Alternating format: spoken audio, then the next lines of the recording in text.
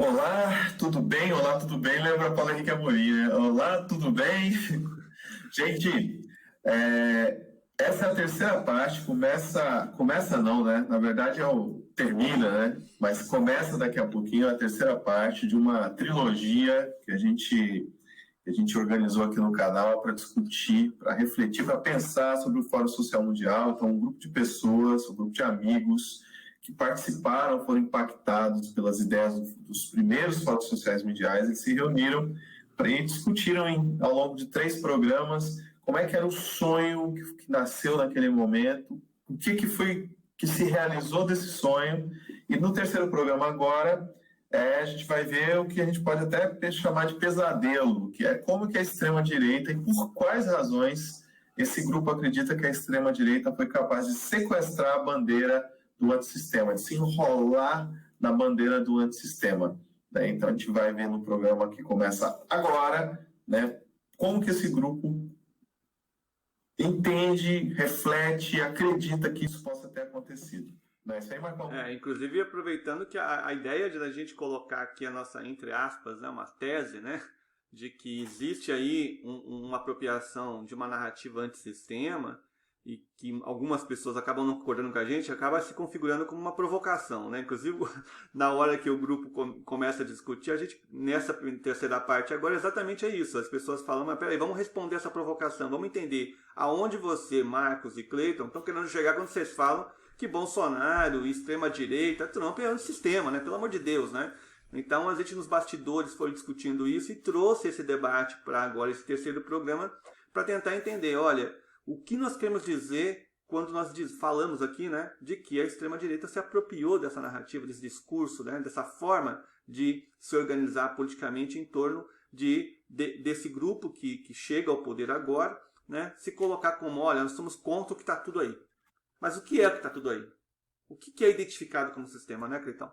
Vamos assistir, então? Vamos lá.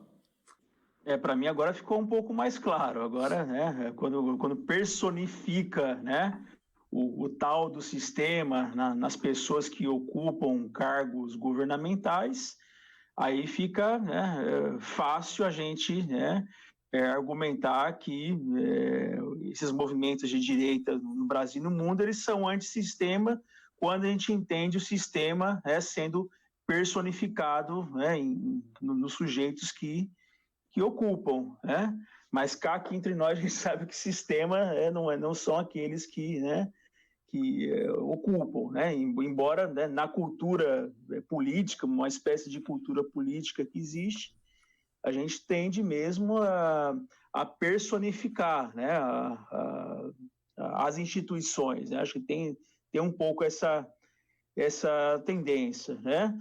Agora, eu acho que mais uma vez, também, acho que como o Marcão colocou, acho que é difícil a gente falar um pouco desse momento atual, sem um pouco, né, voltar também, né, para a experiência imediatamente anterior, que foram as experiências, né, dos governos de esquerda, ou centro-esquerda, também tem dificuldade de qualificar, né, os governos petistas como um governo de esquerda. A esquerda estava presente, mas eram governos de coalizão, né? Acho que uma coisa, né, acho que se deixou, que em certo momento, quando a popularidade do Lula estava lá em cima, lá no alto, né, acho que se perdeu a chance, né, de radicalizar a democracia, né? A gente estava falando aí do orçamento participativo, né? O orçamento participativo, de alguma forma, é criar mecanismos, né, para que a democracia ela não seja só a democracia tradicional liberal, que é a democracia representativa, né? O orçamento participativo, de alguma forma, foi aí uma experiência de desenvolvimento de uma espécie de democracia mais direta, né? A participação direta, né? Isso, de alguma forma, eu acho que, né, quando se tinha a oportunidade de radicalizar essa experiência, que estava sendo implementada, né, nos governos, inclusive petistas, de Campinas, tinha orçamento participativo, né, São Paulo, acho que tinha também, né, quer dizer, existem, né, perdeu-se a oportunidade de desenvolver uma cultura política que possibilitasse, esse desenvolvimento de mecanismos de democracia direta, né? E isso acho que talvez explica muito, né, em parte, pelo menos, o quadro atual, né? Quer dizer, de haver uma cultura política sempre esperando a emergência de uma grande mudança que pode resolver o problema, né? Acho que tem muito isso, né? Nos debates, inclusive, que se coloca, né, em torno da candidatura do Lula, tem que ser o Lula, né? Que infelizmente, né, sem uma cultura política, né, de participação popular através de meios, né, que possibilitem a participação direta na democracia, a gente não vai ficar patinando durante um bom tempo ainda. Eu queria só fazer uma síntese. Eu acho que é o seguinte, tentar fazer, né? E que é uma discussão que aconteceu na Colômbia também, que também foi um governo de cariz popular e tal. E a inclusão se deu muito pelo mercado e pelo consumo, né? De um lado, Bolsa Família, e de outro lado, política de crédito. Muito crédito. Essa inclusão pelo consumo, ela não gera cidadãos, né? E, por outro lado, o orçamento participativo, estou voltando a isso, mas a gente tem outros mecanismos, né? Por exemplo, os conselhos, Conselho Municipal de Saúde, Educação, Meio Ambiente e tal. Esses conselhos não foram ocupados também, enfim. A gente não amadureceu a cidadania. Então, nesse sentido, o governo do PT, eu julgo, foi um governo sistema, sim. Ele foi um governo que representa o sistema porque ele fez a inclusão pelo que o sistema pressupõe, que é a inclusão pelo consumo. Porra, tem como você ser antissistema se você cria uma política de inclusão pelo consumo? Não tem, isso não é nada antissistema. Isso foi absolutamente sistema. Então, o governo do PT, em muitos sentidos, foi um governo do sistema, sim, e não acho incorreto identificá-lo como um governo sistema. Mas eu acho que a questão sistema-antissistema não tem muito a ver com isso no imaginário popular. Eu acho que o que colou no PT como um partido do sistema foi a questão da corrupção. A dobradinha Lava Jato, Rede Globo, né, a mídia martelando o tempo inteiro, que o PT, para muita gente, foi o partido que inventou a corrupção no Brasil, ou é o partido mais corrupto do mundo, né? Foi isso que eles conseguiram fazer. O Bolsonaro, ele aparece como antissistema nesse sentido. E nesse sentido, ele era um pouco antissistema de verdade, porque ele era do baixo clero do Congresso. Ele não fazia parte dessas movimentações grandes, né, que envolveram os partidos do mainstream da política brasileira. Quer dizer, ele até fazia, o PP era do mainstream, né? O PP era a base do governo Lula. O PP era o partido que o Bolsonaro fez parte durante 19 anos, votava junto com o PT. A gente não pode esquecer isso, né? Mas o Bolsonaro era uma figura à margem, né? Era do baixo clero lá do Congresso Nacional. Então ele entra no imaginário popular como um cara que, porra, o Bolsonaro encarnou o Capitão Nascimento do filme Tropa de Elite, sabe? E era isso que a população queria, uma população que não aprendeu a ser cidadã, ela quer o salvador da pátria, né? E aí eu concordo absolutamente com a análise do Assis. E isso já faz parte da nossa tradição política, né? O caudilho é o elemento principal da nossa cultura política. O Lula foi um caudilho de esquerda, assim como o Bolsonaro é um caudilho da extrema-direita, né? Ele é o pai, o grande salvador e tal. A gente não conseguiu mudar isso na nossa cultura política. Então, o PT, nesse sentido, de fato, não foi um partido antissistema. Mas a gente não pode esquecer, e sim, dentro dessa lógica da grande dobradinha, né, Lava Jato, Rede Globo, e de demonização, não só do PT, da esquerda como um todo, porque O projeto era colar a ideia de corrupção a tudo aquilo que fosse progressista e tivesse relacionado à esquerda. Então, aí você tem no Jornal Nacional aquelas imagens mirabolantes que vão mexendo com a cabeça da população, e no submundo, né, do WhatsApp, do Facebook, as memes, criando uma outra narrativa, pegando carona com aquela narrativa lá de cima, né, da oficial, né, vamos colocar isso como uma narrativa supostamente neutra, né, porque é o jornalismo neutro, em tese, e aí no submundo criando uma outra narrativa muito mais pesada, inclusive, e aí destroçando toda a esquerda, né, todo mundo. Sim, nesse sentido, o Bolsonaro, porque ele não fazia parte daquele sistema, mas a gente... Eu sei que vocês, acho pouco provável que vocês não concordem com isso, mas nós não podemos esquecer que o Bolsonaro, ele é tudo aquilo que o sistema representa, certo? O sistema efetivo, o sistema real, né? Porque o PT no governo, não sei qual foi, ele é o rosto, né? Ele é o rosto do sistema. Ele só representa o sistema ali, né? Então, e aí, para poder propor algumas migalhas de mudança, né, houve um acordo com o próprio sistema e os bancos lucraram enormemente e a gente não... Essa é uma outra história. Mas o Bolsonaro, ele é o sistema de uma maneira nua e crua, com todas as suas maldades, com todas as suas coisas mais podres mesmo, né? O sistema não se preocupa com o povo, o sistema, as pessoas são carvão para ser colocada na máquina que vai gerar produto, entendeu? O sistema é isso, certo?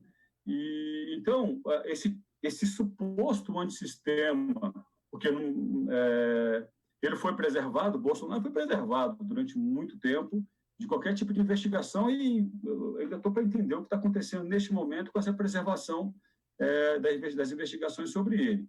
Porque ele é o que de mais podre existe dentro do sistema, né? Tanto do ponto de vista de corrupção, quanto do ponto de vista de pensar a política da sua maneira mais abjeta possível, né?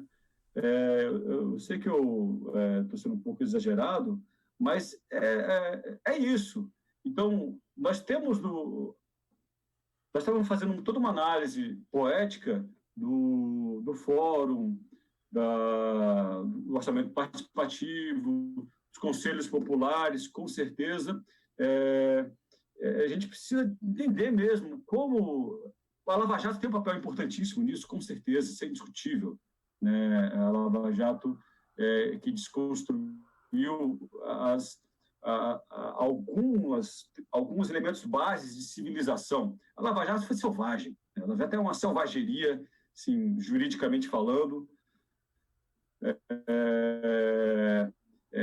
que desconstruiu a ideia de justiça, efetivamente, né?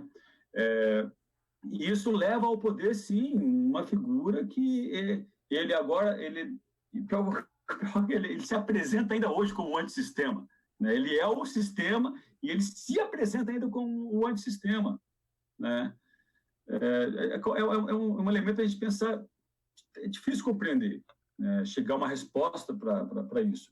Eu honestamente, eu acho que, de fato, a narrativa criada no submundo, ela é muito importante para o Bolsonaro. Nesse sentido, a investigação sobre as fake news ela é fundamental, né? Mas também que já não sei qual o silêncio que existe hoje no Alexandre de Moraes, porque não sei o que está sendo preparado. Mas esse não é o assunto do tema, né? O assunto, de fato, é como é que a gente conseguiu construir uma possibilidade, ainda que fosse remota, de transformação, e, de fato, chegou nisso que o sistema tomou conta do poder efetivamente, assim, concretamente. Gente, a discussão está muito rica, tá uma discussão muito interessante, muito relevante, mas a gente precisa fechar esse programa e aí a gente já deixa para quem assiste, para quem acompanha a Quinta Geração, que a gente vai fazer esse debate em outros programas, né, trazendo mais convidados que também participaram ou que estão estudando essa questão ou que participaram, né, viveram esse processo nos últimos 20 anos. Eu queria passar para todo mundo fazer uma fala para a gente fechar o programa, só que eu queria chamar uma atenção aqui um pouquinho, que a gente está muito preso no cenário brasileiro muitas vezes, né? Então, quando a gente está falando que a Globo tem uma importância fundamental e tem, que a Lava Jato tem uma importância fundamental e tem também, mas a gente esquece que, às vezes, que a ascensão da extrema-direita com o discurso antissistema, ela é mundial. Ela não é um fenômeno brasileiro. Não seja, tem uma Lava Jato mundial, né? A Lava Jato é um elemento, mas não é o elemento. Justamente. Então, a gente teve... Esse é um processo mundial. E é um processo... Então, a gente precisa fazer a reflexão entendendo que é um processo mundial, não é um fenômeno brasileiro. Né? Então, sobretudo em países onde teve um maior governo progressista, né? Onde os progressistas governaram por mais tempo, a extrema-direita voltou com muita força. Vamos pensar aí que depois de Obama veio Trump. Vamos pensar aí que depois dos governos do PT veio o Bolsonaro. Né? Mas a extrema-direita está com força em todos os lugares. Olha como tem crescido na Itália, olha como tem crescido na França, olha como tem crescido na Espanha, na Inglaterra. Então é um fenômeno mundial. Então eu queria... passar para a gente fechar isso, a gente vai continuar esse debate em outros momentos, mas lembrando que não é um fenômeno brasileiro, é um fenômeno mundial. Então, Marconi, para fechar nosso programa de hoje. Então, o resgate, né, de como que a gente saiu lá do Fórum Social Mundial, daquela efervescência toda e chegou nesse momento. Perdas e ganhos, né? Eu acho que a gente ganhou um avanço muito significativo de visibilidade dessas minorias, que não são minorias, né? Minorias entre aspas e muitas aspas, de um conjunto de políticas públicas que se consolidou no Brasil de atendimento e atenção para essas populações, e isso emerge ali do Fórum Social Mundial, tem um poder muito grande de influência sobre os governos que vão ocupar cargos eletivos e o PT na presidência, mas também nos governos dos estados, municípios e tal. Mas tem uma coisa do Fórum Social Mundial daquele momento que foi se perdendo, que é a mobilização popular, a capacidade dos movimentos progressistas de articulação popular. Eu acho que o único movimento que sobrevive com força significativa nesse cenário foi o MST. E com uma pauta muito diferente, né? Uma pauta mais identitária, o movimento gay. Os dois movimentos no Brasil e acho que na América Latina que vão ainda conseguir ter potência, influência, espaço público, consegue dar alguma direção nas pautas de debate, mas os outros movimentos vão perdendo força. E com isso, a herança do Fórum Social Mundial vai se perdendo um pouco também, inclusive dentro dos movimentos de juventude. Então, a gente avançou muita coisa, a gente viu que outra sociedade, de fato, é possível, mas a institucionalização desse sonho, de alguma forma, também boicotou a realização desse outro sonho de forma plena. Bom, valeu, Cleito e Marcão aí pelo convite, sempre bacana conversar com os amigos de longa data, discutindo questões aí históricas e muito contemporâneas também. A gente vai só relembrando, que os que estão na telinha aqui, conviveram durante um bom tempo. Eu não era morador lá da G12A, mas em vários momentos fui, na moradia, Em vários momentos a moradia, junto com o Luciano, o Marcão, o Marconi, o Cleitão estava sempre lá, foi quase a minha segunda casa lá, E acho que pensando, né, nós tivemos essa vivência política em comum ali no final dos anos 90 e início dos anos 2000. O que eu tenho pensado bastante nos últimos tempos é a potencialidade que as relações pessoais de amizade têm, né, para formular projetos políticos, né? Eu ainda acredito, claro, nas organizações partidárias de esquerda, nos movimentos sociais como instrumentos de transformação, né? Algo que foi discutido, né, durante o Fórum Social Mundial, mas também acredito bastante aí no potencial que as experiências em comuns aí, construídas em amizades durante anos e décadas, eu acho que isso tem potencial político bastante interessante e que a gente pode explorar, né? E continuo aí na disponibilidade de contribuir e participar das nossas conversas aí. Valeu mesmo. O Assir não era morador da G12A. Para quem não conhece, G12A é o Explica aí. nome.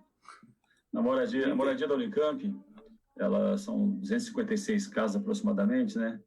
E cada uma delas tem um númerozinho, que é uma letra e o número. Tem a A1, A2, o alfabeto. Nós aqui, eu, Marconi e Marcão, morávamos numa casa chamada G12A, porque é em cima. Tem a G12 que é embaixo, e a G12A ficava no piso de cima. Num local onde se gestou muita reflexão política, projetos que Marconi até citou, né, que foram debatidos ali dentro, o cursinho da moradia, né, Marconi? Eu lembro bem, o Marcão, em outro momento, comentou que eu era meio CDF, né, ficava estudando lá enquanto vocês estavam nas discussões políticas. Estava me preparando, né, porque a gente tem os nossos momentos na vida, né? Queria agradecer o Marcos e o Cleiton pelo convite. De fato, um prazer muito grande reencontrar os amigos. Nós nos encontramos em outros momentos, mas não nesse formato, que é um formato de discussão, debate, pensando em propostas novas, inclusive. Eu acho que isso aqui é um espaço para a gente tentar compreender o que foi e também olhar para frente, né? O Assir, concordo plenamente com a proposta do Assir, com a ideia do Assir, de que nós, né, temos um potencial de organização, juntamente, quando... E eu estou falando não só para nós aqui, mas para quem está nos assistindo, né? As relações sociais, as relações entre as pessoas que se encontram têm potencial de organização e precisam ser valorizadas, né? A gente precisa valorizar os nossos encontros, seja numa sala de professores, nós somos professores, seja ali num cafezinho, no lugar onde você trabalha, né? Tudo isso aí pode gerar, né? Os movimentos surgem muitas vezes desses espaços. Queria dizer que a ideia do programa ela é muito enriquecedora e também estou disposto a comparecer em outros aí e colocar minha contribuição no que for possível e lembrar de um elemento que nosso colega Waci acabou não colocando. Ele tinha credencial lá de imprensa para poder entrar nas salas e entrevistar. O Waci entrevistou várias personalidades ali no Fórum Social. No caso da nossa Rádio Muda, né? Ele fazia parte da Rádio Muda, que eu não fazia. Olha quantas coisas conectadas, né? Eu não fazia parte da Rádio Muda, mas um movimento, uma organização vai interferindo e ajudando a construir outra, né? Havia um movimento de Rádio Muda, de rádios livres, né, que o Waci fazia parte e que levou vários colegas para dentro das palestras que muitas vezes eu não conseguia entrar ali dentro do Fórum Social porque eu estava lá como um participante, né? E a própria vivência no fórum já era importante e acredito que a vivência como um jornalista contribuiu bastante. Eu assim, espero que ele, de repente, traga essas entrevistas em algum momento para a gente poder ouvir aqui, né? Obrigado e até uma próxima oportunidade. Acabamos a nossa sequência de 3 programas, na verdade era um programa só, em 3 partes, e a gente realmente, essa última parte, nós resolvemos trazer ela com esse destaque, discutindo um pouquinho qual é a identidade, né, que se construiu, né, se tem hoje sobre o que é ser antissistema em função da realidade contemporânea. Resumindo, né, o que é hoje, né, esse último programa mostrou isso, né, uma síntese, essa provocação que nós fizemos. Como que essa ideia de que uma extrema-direita pode se posicionar como antissistema, e vocês viram no programa, né, que a ideia central nossa é todo esse movimento, essa organização que aconteceu no início dos anos 90, acabou permitindo, né, levando ao poder um conjunto de grupos políticos, né, de lideranças que se capitalizaram com, né, o que foi construído democraticamente, né, que foi construído coletivamente nesses movimentos que surgiram aí com o Fórum Social Mundial, o antissistema e tudo mais. Eles se apropriaram disso politicamente, chegaram ao poder e implementaram parte das políticas que tinham sido construídas por esses grupos, né, Cleiton? E a nossa tese, a nossa hipótese central é que, por algum motivo, esses grupos acabaram sendo identificados como sistema. Ou seja, ser de esquerda passou a ser o sistema. E o que é pior, né, passou a se identificar ser o sistema e ser um sistema corrupto, né? Um sistema que degenerou as relações políticas e sociais e para a pauta de costumes da direita, inclusive do ponto de vista moral. Bom, não sei se você quer fechar alguma coisa aí, então, para a gente finalizar essa sequência. Então termina a nossa trilogia sobre o Fórum Social Mundial. Na verdade, foi um grande programa que a gente dividiu em 3 partes, para ficar mais fácil de assistir, mais fácil de entender. E, na sequência, a gente quer dar continuidade a essa discussão da nossa série sobre o pensamento, a organização de sistema da Batalha de Seattle em 99, a eleição de Bolsonaro em 2019, então são 20 anos, né, de história que a gente está caminhando.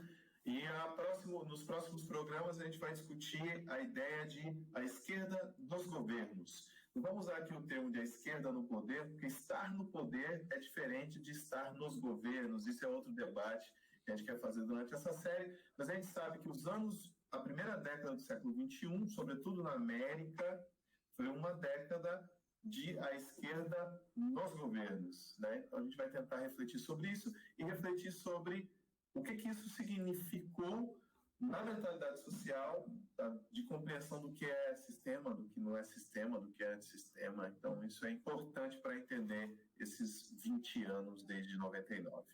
Bom, se você gostou do programa, dá um joinha para a gente, está vendo no Facebook, um coraçãozinho, está vendo no YouTube, clica no sininho para receber informações sobre outros programas e assina o canal.